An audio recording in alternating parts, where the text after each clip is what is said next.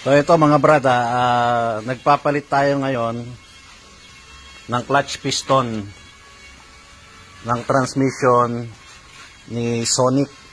So ito kasi may kaldag.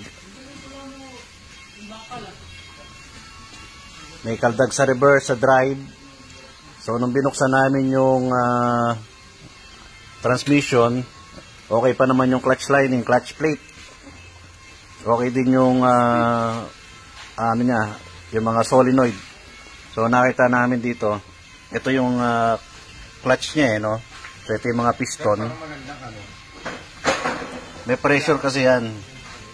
So once na yung clutch piston nyo is singaw na, malalaman mo singaw yan no. Pagka nilagyan mo ng pressure yan, tinakpan mo tong isa. Dito lalabas yung ATF. Dapat walang lalabas dito. Dapat yan buo. Walang leak. So, pag nagkaroon ng leak yan, yung pressure niyan, doon na nagkokos ng ano yan, ng mga kaldag-kaldag sa transmission. So, ito yung isa pang clutch natin. So, ano yan 5 piraso. Ayan. Napapalit tayo. Nakita nyo, may mga goma.